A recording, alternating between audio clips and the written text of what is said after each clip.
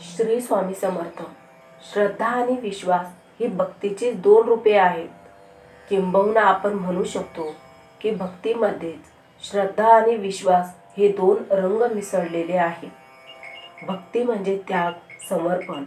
भक्ती म्हणजे शक्ती जी अवघड परिस्थितीतून भक्तांना तारून नेते. तो काळ होता पारतंत्र्याचा, मुस्कट दाबीचा, अत्याचाराचा आणि अनाचाराचा. हिंदू पादशाही, मुघल राज्य आणि पेशवाई संपुष्टात येऊन इंग्रजांचे राज्य सुरू झाले होते. अनेक पाशवी आक्रमणांनी हिंदुस्थानावर आणि हिंदुस्थानी संस्कृतीवर घाला घातल्यानंतर सर्वत्र हतबलतेचे वातावरण होते. सर्वसामान्य जनतेला दिशा दाखवणारे नेतृत्व हवे होते. आध्यात्मिक मार्गदर्शन गुरु हवा होता. सामान्य जन निराश झाले होते. साधारणपणे 1828 चा काळ होता. मंगळवेढ्याचे रावसाहेब पटवर्धन उदास झाले. राजकीय आणि सामाजिक ऱ्हास होत असलेला पाहून त्यांच्या संवेदनशील मनावर आघात होत होते. नैराश्याने ग्रासलेल्या अवस्थेतच रावसाहेब पटवर्धन बाळकृष्ण बुवांकडे गेले. जनसामान्यात बाळकृष्णा बुवांबद्दल कमालीचा आदर भावना होता. अध्यात्मावरचे अधिकारी पुरुष म्हणून बुवांची ख्याती होती. स्वतः बाळकृष्ण बुवा पंढरीनाथ विठ्ठलांचे परमभक्त होते. पूजा अर्चा आटपून बाळकृष्ण बुवा जेव्हा बाहेरच्या खोलीत आले तेव्हा विमनस्कपणे तेथे बसून राहिलेल्या रावसाहेब पटवर्धनांना पाहून चकित झाले. कारण स्वतः रावसाहेब पटवर्धन हे सुद्धा मंगळवेढ्यातील एक प्रशस्त होते. रावसाहेब म्हणाले. बुवांनी प्रश्नार्थक स्वरात त्यांना हाक मारतात रावसाहेब गडबडून उभे राहिले. त्यांनी बुवांना नमस्कार केला. त्यांच्या नमस्काराचा प्रतिनमस्काराने स्वीकार करीत बुवांनी त्यांना प्रश्न केला. असे अचानक मन बेचैन झालं म्हणून आपल्या दर्शनास आलो बुवा. आपली बेचैनी लपवण्याचा अजिबात प्रयत्न न करता रावसाहेब उत्तरले होते आणि बाळकृष्ण बुवांनी मंद स्मित हास्य केलं होतं. त्यांना बसण्याचा इशारा करीत स्वतः आसन ग्रहण करीत बुवांनी विचारले, कशामुळे बेचैन झाला आहात रावसाहेब? काय सांगू बुवा? रावसाहेबांच्या आवाजात उद्वेग होता. अवतीभोवतीचे वातावरण बेचैन करत बुवा गेली शेकडो वर्ष परकीय आणि परधर्मीय आक्रमणांमुळे आपल्या संस्कृतीची पिछेहाट होत आहे असं वाटतंय. पण पिछेहाट झालेली नाही रावसाहेब. हिंदूंना वाटवलं जातंय आणि राजा सर्वचपणे धर्मांतर होत आहेत म्हणून काही आपला हिंदू धर्म बुडणार नाही रावसाहेब. आपल्या धर्माला कित्येक हजारो वर्षांची परंपरा आणि संस्कृती आहे. अशा फुटकळ धर्मांतरामुळे फक्त ओरखडे चरे पडतात रावसाहेब, खिंडार नाही. असं वाटतंय की सर्वत्र अंधकार पसरलाय. प्रत्येक रात्रीनंतर सूर्योदय होतोच. परमेश्वराने निर्माण केलेले हे जग पूर्णपणे विरोधाभासाने भरलेले आहे. म्हणून येथे जन्म आणि मृत्यूही आहे. दिवस आणि रात्रही आहे. उदय आणि अस्तही आहे. सदाचार आणि दुराचारही आहे. पुण्य आणि पापही आहे. रावसाहेब काहीसे सावरले गेले होते. बाळकृष्ण बुवांच्या बोलण्याने त्यांच्या अस्वस्थ मनावर फुंकर घातली होती. हे सारे आपल्या जागी आहे बुवा, रावसाहेब काहीशा सात्विक संतापाने म्हणाले होते. आपल्या नशिबी केवळ पारतंत्र्यच आहे का? तर अजिबात नाही. आपला कोणी तारणहार नाही का? आहे ना. कोण आहे आमचा तारणहार? कोण करणार आमचा उद्धार? तो बाळकृष्ण बुवांनी आकाशाकडे बोट दाखवले आणि मग देवघरातील विठोबाच्या मूर्तीकडे बोट दाखवीत म्हटले, हा, निराश होऊ नका रावसाहेब. गंभीर होत बाळकृष्ण बुवा म्हणाले, प्रत्यक्ष परमेश्वर आपला रक्षणकर्ता आहे. तोच आपला गुरु आणि मार्गदर्शक आहे. श्रीकृष्णाने सांगितलेलेच आहे रावसाहेब, धर्म संस्थापनार्थ संभवमी युगे युगे. धर्माला ग्लानी आली असेल तर परमेश्वराला अवतार घ्यावा लागणार. रावसाहेब त्या विचाराने उत्साहित झाले होते. परमेश्वर आता अवतार घेईल बुवा, घ्यावाच लागेल. परमेश्वराने अवतार घेतल्यावर आपल्याला त्या अवताराचे दर्शन होऊ शकेल. रावसाहेबांच्या त्या प्रश्नाचे बाळकृष्ण बुवांना हसू आले होते. क्षणभरासाठी त्यांना असे वाटले होते की रावसाहेब पटवर्धन खूप उतावीळ झाले आहेत. म्हणूनच रावसाहेबांनी त्यांची समजूत काढली आणि ते आश्वासक स्वरात म्हणाले, रावसाहेब, या मंगळवेढ्याचे महत्त्व फार आहे. हा विठ्ठल भक्त चोख्या मेळ्याचे गाव आहे. संत कान्होपात्रा सुद्धा मंगळवेढ्याचीच आणि सत्पुरुष दामाजी पंत सुद्धा मंगळवेढ्याचे. मंगळवेढ्याची भूमी ही पवित्र भूमी आहे. येथून पंढरपूर फारसे लांब नाही.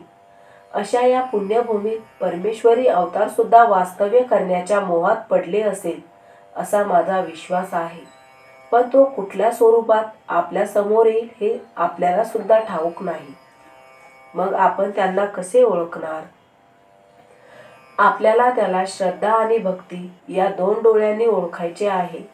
त्या क्षणी बाळकृष्ण बुवा भावूक झाले आणि क्षणभर त्यांना वाटले. पुढे कसलाही प्रतिप्रश्न न करता बाळकृष्ण बुवांनी नमस्कार करून ते पुढे निघून गेले. परंतु बाळकृष्ण बुवा अज्ञातात पाहत राहिले होते, जणू काही ते ईश्वरी अवताराचा शोधच घेत होते. मंगळवेढ्यात पटवर्धनांचं प्रस्थ होतं. पटवर्धनांचा स्वतःचा वाडा होता. गोंदणही त्यांच्याकडे भरपूर होते. वाड्यासमोरच गाई, बैल आणि घोड्यासाठी कोणालाही हेवा वाटावा असा प्रचंड कुरणही त्यांच्या मालकीचे होते. पटवर्धनांना मंगळवेढ्यात मान होता. शिवाय पटवर्धन मजुरीही चांगली देत असल्यामुळे मंगळवेढ्यातील काही गावकरी त्यांच्याकडे कामाला सुद्धा होते. बसप्पा आणि त्यांची बायको बायजा हे देखील त्या जोडप्यांपैकी एक होते. सकाळपासून बायजा आणि बसप्पा पटवर्धनांच्या वाड्यावर कामाला आले होते. वाड्यावर झाडलोट, पाणी काढणे आणि कुराणात गाई बैलांना चरायला नेणे यासारखी कामे बायजा बिन तक्रार करीत असे. तिची तक्रार फक्त आपल्या नवऱ्याबद्दल म्हणजे बसप्पाबद्दल होती. बसप्पा सदैव देव देव करणे तिला अजिबात आवडत नसे. कुराणातील गवत साफ करीत असताना बायजा वाड्यातून कुराणाकडे येणारे पटवर्धन दिसले आणि अभावितपणे तिचे लक्ष बसप्पाकडे गेले होते. बसप्पा सारी कामं सोडून डोळे मिटून जपमाळ ओढीत बसला होता. बायजा घाबरली. तरातरा बसप्पा जवळ गेली. अहो अहो, रावसाहेब येत्यात. अहो, पण बसव्वा आपला जप करण्यातच दंग होता. आता काय म्हणावं यांना? कपाळाला हात लावीत बायजा उद्गारली आणि त्याच वेळी रावसाहेब पटवर्धन तेथे आले. बायजाने चटकन खाली मान घातली. रावसाहेब पटवर्धनांनी कपाळाला आठ्या काढीत जप करणाऱ्या बसप्पाकडे पाहिले आणि नाराजीच्या सुरात बायजाकडे विचारणा केली होती. काय ग बायजा, हा अशीच कामं करतो वाटतं? नाही नाही मालक, बायजाने चटकन सारवासारव केली आणि पुन्हा बसप्पाला समाधीतून जागी करण्याचा प्रयत्न केला. योगायोगाने त्याच वेळी बसप्पाचा जप संपला होता. जपमाळ कपाळाला लावीत मिटल्या डोळ्यांनीच त्याने परमेश्वराला नमस्कार केला आणि डोळे उघडताच समोर रावसाहेब पटवर्धन दिसतात चापपलाही होता. राम राम मालक, घाईघाईने उत्तर देत बसप्पाने पटवर्धनांना नमस्कार केला. पटवर्धनांनी तिखट नजरेने त्याला न्याहाळले होते आणि तीक्ष्ण स्वरात म्हणाले होते, बसप्पा, कामाच्या वेळी तुझं हे असं देव देव करणं मला पसंत नाही, कळलं का? ओशाळवाने मुद्रा करून बसप्पा हसला होता आणि उपरनं जोरात खांद्यावर टाकून आपली नाराजगी व राग व्यक्त करीत रावसाहेब तेथून निघून गेले होते. ते दूर जाताच बायजाही बोलली होती, आता तरी डोसकं टाळ्यावर आणा. या रावसाहेब पटवर्धनांसारखे चांगले मालक मिळण्याचे नाही कधी. त्यांनी जर कामावरून दूर केलं की मग खरोखरीचे भजन म्हणत बसावे लागेल. पण बसप्पाला त्याची अजिबात चिंता नव्हती. आपला सारा भार परमेश्वरावर टाकीत तो उद्गारला, अगं आपली काळजी देवाला. हो, आपली काळजी देवाला. त्याचा उपहास करीत बायजा ओरडली होती, देव कशाला करतील तुमची काळजी? तुमची काळजी मला. चला आता गुमान घरला चला. भाकरी खावा आणि जंगलातून लाकड तोडून आणा. मालकीनबाईंनी मगाशीच सांगितलं, कळलं का? नाही तर जंगलात पण जप करीत बसाल. बसप्पावर तिच्या ओरडण्याचा काहीही परिणाम झाला नव्हता. देवाचं नाव घेत तो संतपणे तिच्याबरोबर घरी निघाला. घरात शिरताच बसप्पा ओसरीत गुडघे छातीकडे दुमडून बसत राहिला होता, भाकरीची वाट पाहत. बसप्पाचे घर पटवर्धनाच्या वाड्यापासून फारसे दूर नव्हते, अगदी हाकेच्या अंतरावरच होते. बसप्पा आभाळाकडे पाहत असताना बायजा भाकर चटणी घेऊन आली होती.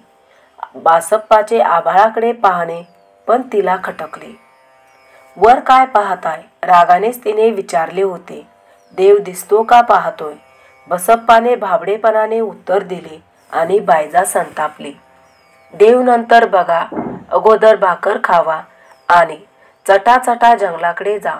बसप्पाने भाकरीचा तुकडा तोडून चटणी लावीत तोंडात टाकला होता, पण देवाचे विचार काही त्याच्या मनातून गेले नव्हते.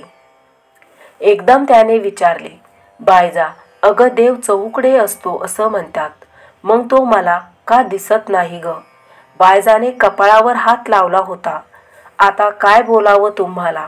अशाच अर्थाचे काहीतरी ती पुटपुटत असताना एक गाढव येऊन ओसरीबाहेर उभं राहत ओरडू लागला होता.